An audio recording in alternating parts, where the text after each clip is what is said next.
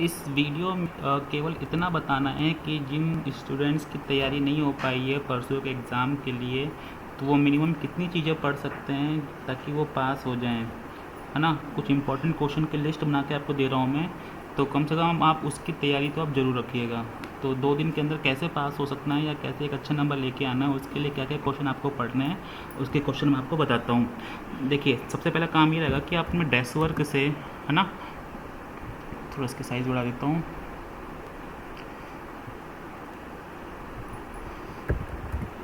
आप अपने desk work से अंदर के जितने भी अति लघु के क्वेश्चन हैं, है ना, जितने भी अति लघु क्वेश्चन हैं, लगभग मेरे हिसाब से 254 देखे थे मैंने डेस्क वर्क में, ऑल वेरी शॉर्ट क्वेश्चन, क्योंकि आपको पता है ये एक एक लाइन के तो होते ही हैं, तो आप इनको आसानी से पढ़ सकते हो। इतना ज़्यादा मेहनत करने की आपको ज़रूरत तो है नहीं। आपने साल भर पढ़ा भी होगा तो आप इसको रिवाइज़ करोगे, शायद मेरे साथ क्लियर हो जाएगा।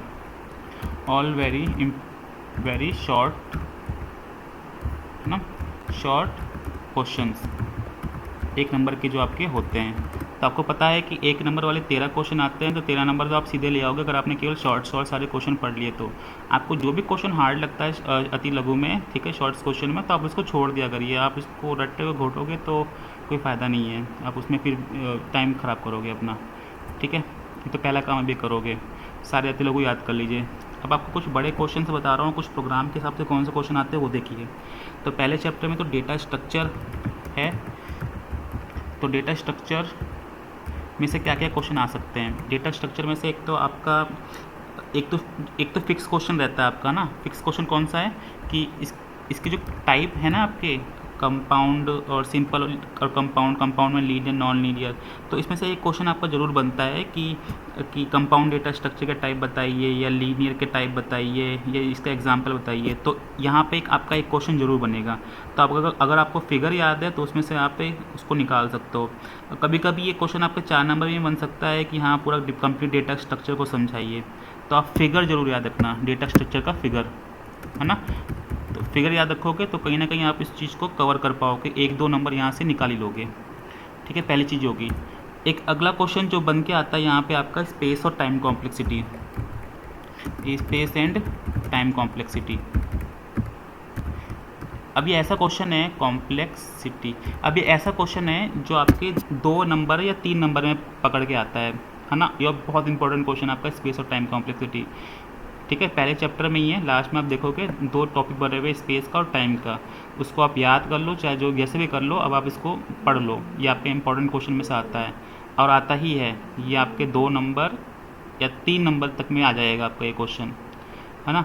और इसके अलावा एक लाइन का क्वेश्चन आ सकता है, एल्गोरिथम किसे कहते हैं। तो उससे आपको पता है कि हाँ स्टेप बाय स्टेप करने का तरीका। तो वो कुछ बेसिक चीज़ें हैं जो आपको याद करनी नहीं है, वो चीज़ें आपके अति लघु में वैसे भी कवर हो जाएंगी, है ना। तो जो 2 इंपॉर्टेंट क्वेश्चन यहाँ से आपको पहले चैप्टर में करने हैं, ठीक है। इसका डेटा स्ट्रक्चर का पूरा फिगर याद कर लो और इसके स्पेस और टाइम कॉम्प्लेक्सिटी के बारे में पढ़ लो। ये आपका पहले चैप्टर में से हो गया। अब दूसरे चैप्टर में से क्या आता है आपका,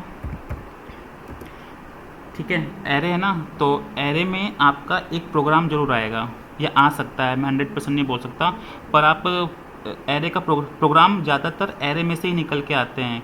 चाहे आपका 1D को इनपुट करके आउटपुट करना हो, चाहे 2D को इनपुट आउटपुट करना है ना, या 2D मैट्रिक्स होता है। तो अब इन सब में बात करें सबसे इम्पोर्टेंट कौन सा है, तो इसमें सारे एरे में सबसे इम्पोर्टेंट क्वेश्चन आपका 2D मैट्रिक्स का होता है ना। 2D addition, 2D matrix order आपका प्रोग्राम बन के आता है, ठीक है। अगर प्रोग्राम करना है तो आप कम से कम इसको कर लेना। ये बहुत आसान प्रोग्राम है, अगर आप एक बार ढंग से देखोगे। 2 फॉर लूप चला के ए को इनपुट करना, 2 फॉर लूप चला के बी को इनपुट करना, फिर 3 फॉर लूप चला के, ठीक है, फिर फॉर्मूला लगा देना CIJ प्लस बराबर AIK इंटू BKJ और CIJ को प्रिंट कर देना, ठीक है। सिंपल सी चीज़ है यहाँ पे आपकी, अब बहुत लोग को आती भी इन चीज़ों के बारे में। तो आपका हो गया 2D मैट्रिक्स, है ना। और सेकेंड चैप्टर के अंदर बहुत सारे प्रोग्राम, वैसे तो सब तो कर नहीं पाओगे, तो फिलहाल इतना ही रखते हैं। और फिर आपका एक सर्चिंग आएगा आपका, लीनियर और बाइनरी में से कोई सा भी आ सकता है। तो चूंकि बाइनरी थोड़ा सा बड़ा है ना, तो आप उसका प्रोग्राम तो बना नहीं पाओगे, लेकिन बाइनरी की थ्योरी तो याद रख सकते हो कि हाँ आपको पता है कि बाइनरी पहले सेंटर पॉइंट निकालता है, सेंटर में से जो संख्या सर्च करनी है उससे छोटी है कि बड़ी है, छोटी है तो आगे की सारी संख्या, पीछे की सारी संख्या, आधी संख्या मतलब नेगलेक्ट हो जाती है ना। तो ये थ्योरेटिकल पार्ट है। तो बाइनरी सर्च को आप थ्योरी कर लो और लीनियर सर्च का प्रोग्राम पता कर लो, बहुत छोटा सा प्रोग्राम है, 6-7 लाइन का ही प्रोग्राम है ना। मेन लाइन इसकी कौन सी है, इफ़ ए ऑफ आई बराबर बराबर है सर्च के तो वो मैच कर जाता है, वरना वो उसको वैल्यू मिलती नहीं है। ठीक है, ये लीनियर सर्च का प्रोग्राम, लीनियर का प्रोग्राम रखना और बाइनरी की थ्योरी रख देना, क्योंकि बाइनरी आप इतने कम टाइम में कर नहीं सकते, और जिनको टाइम मिल जाएगा तो बाइनरी का भी कर लेना। फिर बात आती है आपके रिकर्शन की, है ना। रिकर्शन के 3 प्रोग्राम थे, रिकर्शन की थ्योरी जरूर आएगी। रिकर्शन का एक प्रोग्राम या थ्योरी आ जाती है, रिकर्शन किसे कहते हैं, या तो फिर ऐसे आ जाएगा, या रिकर्शन को कोई एक प्रोग्राम बनाना पड़ जाएगा, 4 नंबर में ही आ जाएगा आपका। तो इसके अंदर जीसीडी, फिबोनाची, आपका फैक्टोरियल, ऐसे ऐसे बहुत सारे प्रोग्राम बनते हैं। इसके आपकी किताब में 3 प्रोग्राम दिए हुए हैं ना, बिनोमियल कोफिशिएंट दिया हुआ, जीसीडी दिया हुआ है, और एक और पता नहीं क्या एक और था फैक्टोरियल का था, वो तीनों आपके दिए हुए हैं। तो जो कर सकते हैं तो तीनों में से एक प्रोग्राम कर लेना, जो नहीं कर पाएंगे कम से कम रिकर्शन की थ्योरी याद रखना, है ना। जो फंक्शन खुद को कॉल करता है उसको रिकर्शन बोलते हैं। ये तो क्या आप चैप्टर नंबर 2 में, और भी बहुत सारी चीज़ें हैं और आप कर नहीं पाओगे। हाँ, एक चीज़ और कर सकते हो आप, 1D और 2D का फॉर्मूला, है ना, एड्रेस निकालने का फॉर्मूला अगर निकाल सकते हो तो वो भी देख लेना, वो आपके पर अति लघु में बनेगा। और फिर चैप्टर नंबर 3 में क्या करना, आपको शॉर्टिंग करनी है। शॉर्टिंग 5 प्रकार की होती है, ध्यान दीजिएगा। ये शॉर्टिंग आपके 4 नंबर 3 नंबर में ही आएगा, इंपॉर्टेंट क्वेश्चन में से आता है ये आपका। तो शॉर्टिंग बबल, सिलेक्शन, इंसर्शन, मर्ज और क्विक, 5 शॉर्टिंग होती है। 5 को शॉर्टिंग मैंने समझा रखा है, तो आप इस सारे शॉर्टिंग के तरीके को समझ के रखना है। आपकी प्योर ज़्यादातर 90% आपकी थ्योरी निकल के आती है यहाँ से, और कभी कभी प्रोग्राम पूछेगा तो आप कम से कम 2 प्रोग्राम पढ़ के जाना, बबल और सिलेक्शन। और दोनों भी नहीं पढ़ सकते तो कम से कम आप बबल जरूर पढ़ लेना, ठीक है, क्योंकि बबल से रिलेट ही करता है सिलेक्शन। एक दो जगह बस चेंजेस होते हैं, बाकी कंप्लीटली लगभग सेम होता है आपका, है ना। तो केवल शॉर्टिंग की सारी थ्योरी तो 100% पढ़ना, और प्रोग्राम करना है केवल, तो केवल और केवल बबल का प्रोग्राम जरूर करना, ठीक है। एक चीज़ आपकी ये भी हो गई। थर्ड चैप्टर में इसके अलावा आपकी 3 थ्योरी आती है।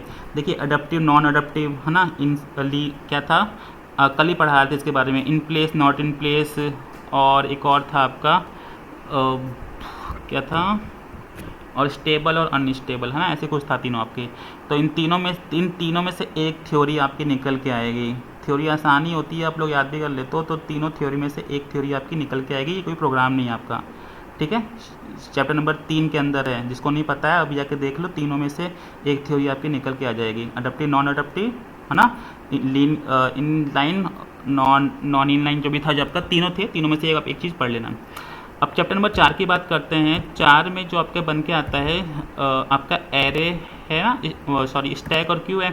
तो स्टैक में आप प्रोग्राम तो कर नहीं पाओगे, प्रोग्राम तो बहुत बड़ा होता है इसका, पुश और पॉप का। तो इसकी थ्योरी तो कम से कम आपको पता होगी, और फिगर जब भी एग्जाम में आएगा तो फिगर जरूर बनाना, ठीक है। फिगर जैसे पुश पॉप, एक फिगर बना लेना जहाँ पे वैल्यू इंसर्ट करते हुए और वैल्यू आउटपुट होते हुए आपको दिख रही होगी ना, पुश और पॉप होते दिख रही होगी। किताब में चित्र बना हुआ है, एक्सीलेंट में भी चित्र बना हुआ है, आप चित्र का इस्तेमाल जरूर करना जब भी समझा रहे होगे तो। और जो चित्र ये कर चुका होगा उसको और भी कुछ करना है आगे, तो फिर आप पुश का केवल पुश का जो एल्गोरिथम है उसको जरूर पढ़ लेना, है ना। टॉप बराबर टॉप +1, टॉप बराबर टॉप -1, ऐसी पुश और पॉप दोनों का बस बहुत माइनर सा डिफरेंस है, लगभग सेम ही है। अगर कर चुके होगे आप थ्योरी तो इसका एल्गोरिथम आप जरूर देख लेना, ठीक है, टाइम मिल जाए तो जरूर देख लेना। अब 5वें चैप्टर में लिंक लिस्ट में केवल एक ही टॉपिक है, लिंक लिस्ट के टाइप, है ना, सिंगली, डबली और सर्कुलर ऐसे है आपका। तो वो आप चित्र देख लो, आपको चित्र समझ में आ जाएगा कि एक ही डायरेक्शन में जा रहा है, वो दोनों डायरेक्शन में जा रहे हैं, और उसमें लास्ट एलिमेंट फर्स्ट एलिमेंट को पॉइंट कर रहा है। तो ये आप इसका चित्र देख लोगे तीनों का, तो आपका चैप्टर नंबर 5 तो खैर 5 मिनट में कंप्लीट हो जाएगा, है ना, थ्योरेटिकल, क्योंकि आप उसमें प्रोग्राम तो कवर नहीं कर पाओगे, बहुत बड़ा प्रोग्राम होता है उसका, तो आप इतनी छोटी चीज़ में कवर कर लेना। तो 5वें चैप्टर में आपका ये हो गया। 6ठे चैप्टर में जो आपका टॉपिक बन के आता है वो आपका है डेटा टाइप, है ना। डेटा टाइप आप जरूर एक बार उसको तैयारी कर लेना।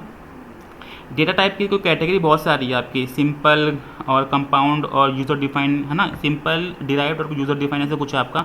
इसमें भी आपके टाइप्स बने हुए बहुत सारे। तो इसका जो ये जो फिगर है ना कंप्लीट, कम से कम उसको आप तैयार रखना जो इसका टाइप का है। तीनों टाइप के तीनों कैटेगरी जो बटी हुई हैं उसको आप जरूर देख लेना, ठीक है, टाइम मिल जाए तो देख लेना। ये थ्योरेटिकल, इसमें कोई प्रोग्राम नहीं बनाना आपको। फिर आपका है कंट्रोल स्ट्रक्चर, ये आपका इंपॉर्टेंट क्वेश्चन है, 4 नंबर में आता है, ठीक है, और सबसे आसान चीज़ है ये, पूरी 11th की चीज़ है। कंट्रोल स्ट्रक्चर के अंदर आपकी क्या क्या चीज़ें आती हैं, सीक्वेंस, सिलेक्शन और लूप, है ना। सिलेक्शन में जैसे if, if, else, else if, switch और लूप में वाइल, डू वाइल और फॉर, ये सब चीज़ आपको समझाई हुई है तो आपके कंट्रोल स्ट्रक्चर के अंदर आ जाएगी। तो ये चीज़ इंपॉर्टेंट क्वेश्चन है, आपके साथ सातों चैप्टर है कंट्रोल स्ट्रक्चर। और फिर आपका आता है call by value, call by reference, ये आपका इंपॉर्टेंट क्वेश्चन है।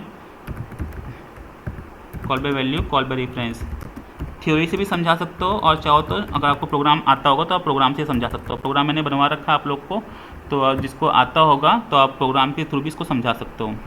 ठीक है, ये टॉपिक हो गया आपका इंपॉर्टेंट। और इसके बाद जो आपको पढ़ना है, ये आपका इंपॉर्टेंट क्वेश्चन है फंक्शन ओवरलोडिंग। ओवरलोडिंग है ना, 3 नंबर में या 4 नंबर में ये क्वेश्चन बहुत इजी होता है, और ये आपके प्रोग्राम ही, ये पूरा कम्प्लीटली प्रोग्राम है, आप इसको ज़रूर पढ़ना। प्रोग्राम के अंदर आप ये प्रोग्राम ज़रूर पढ़ना। ठीक है, जिसके पास नहीं होगा मांग लेना भले, लेकिन आप इस प्रोग्राम को ज़रूर कंप्लीट करोगे याद से, है ना। प्रोग्राम में फंक्शन ओवरलोडिंग आपका हो जाएगा। फिर आप एक और प्रोग्राम आपको जो करना है वो याद रखना, एरिया ऑफ सर्कल या एरिया ऑफ ट्रायंगल, ऐसा कोई भी एक प्रोग्राम आ सकता है यूजिंग क्लास। ये क्लास की सहायता से आप एरिया ऑफ ट्रायंगल या सर्कल को एक प्रोग्राम बना के दिखाइए। बहुत इजी है ये प्रोग्राम भी। अगर आप देखो, क्लास बनाते हो, क्लास का नाम देते हो, फिर डेटा मेंबर, फिर फंक्शन, फंक्शन के अंदर आप चीज़ों को कॉल करते हो, फिर क्लास का ऑब्जेक्ट बनाते हो और ऑब्जेक्ट से उस फंक्शन को कॉल करते हो। ये स्टेप है आपके, 4-5 स्टेप हैं। जिसको आता होगा वो इस चीज़ को बना लेगा। ये पूरे 4 नंबर में आपके कवर होंगे। फिर आपके आता है अगला चैप्टर हो जाता है आपका कंस्ट्रक्टर।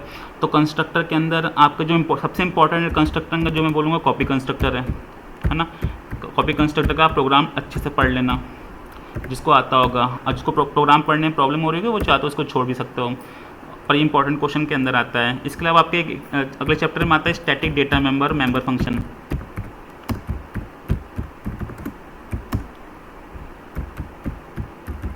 ठीक है, ये आपके बहुत इंपॉर्टेंट क्वेश्चन है, लगभग हर साल रिपीट होता है, स्टैटिक डेटा मेंबर और मेंबर फंक्शन। तो आप इसको जरूर थ्योरी याद रखना। आप प्रोग्राम नहीं कर पाओगे, प्रोग्राम जिसको करना आता होगा वो कर लेना, कवर कर लेना। जिसको नहीं आता होगा वो इसकी थ्योरी जरूर पढ़ के आना। इन सारी चीज़ों को मैं पहले ही समझा चुका हूँ, इसलिए मैं पूरे डिटेल में नहीं बता रहा हूँ, बस बता रहा हूँ एग्जाम में क्या क्या आ सकते हैं आपके। तो स्टैटिक डेटा मेंबर और फंक्शन ये आपकी थ्योरेटिकल पार्ट है, आप इसको जरूर पढ़ लोगे। फिर अगला टॉपिक है आपका एब्स्ट्रैक्ट क्लास। ये आपका इंपॉर्टेंट क्वेश्चन है, थ्योरेटिकल भी और प्रोग्रामेटिकल भी। तो जो प्रोग्राम नहीं बना सकते इसका, वो थ्योरी जरूर याद रखना है इसकी। ठीक है, लंबी सी थ्योरी है इसकी कि ये virtual function, pure virtual function, फिर एब्स्ट्रैक्ट क्लास, है ना। तो ये चीज़ मैं पढ़ा चुका हूँ, एब्स्ट्रैक्ट क्लास आप इसको रिवाइज कर लेना। और फिर इनहेरिटेंस आपका कभी आया तो नहीं है, पर एक आध इनहेरिटेंस का कम से कम टाइप आपको पता होनी चाहिए कि क्या कौन कौन से होते हैं टाइप, और हो सकता है तो आप इसका प्रोग्राम बना सकते हो, तो बना भी लेना अगर आ गया एग्ज़ाम में। तो वैसे अभी तक आया नहीं है और पता नहीं आएगा कि नहीं आएगा। और कौन सा इंपॉर्टेंट क्वेश्चन आपका वर्चुअल फंक्शन, वर्चुअल क्लास, उसी में वो कवर हो जाएगा आपका। और चैप्टर नंबर, हाँ, यूनिरी प्लस प्लस या माइनस माइनस ओवरलोडिंग, है ना, कि आपको मैंने थोड़े दिन पहले ही समझाया था वापस। यूनिटी माइनस माइनस ओवरलोडिंग एक कर लेना, कोई सा भी यूनिटी प्लस प्लस या यूनिटी माइनस माइनस एक कर लोगे ना, तो बाकी अपना भी कवर कर लोगे। मैंने बहुत सिंपल सा, बहुत छोटा सा प्रोग्राम आप लोग को समझाया था, आप उसी को ले लेना। और ये यूनिटी प्लस प्लस का केवल प्रोग्राम ही आता है, आपकी थ्योरी नहीं आती है। थ्योरी केवल इस चैप्टर से ये बनते हैं कि किस ऑपरेटर को ओवरलोड नहीं कर सकते हैं, है ना। तो आपके 4 ऑपरेटर थे, तो वो क्वेश्चन थ्योरी में बन के आता है, बाकी इनका प्रोग्राम ही दिखेगा आपको, यूनिटी ओवरलोडिंग का प्रोग्राम ही आता है आपका। ठीक है, और आपके कंस्ट्रक्टर हो गया, 11वें चैप्टर में यूनिटी हो गया, फिर इनहेरिटेंस हो गया ऐसा। हाँ, फ्रेंड फंक्शन आपका इंपॉर्टेंट क्वेश्चन है।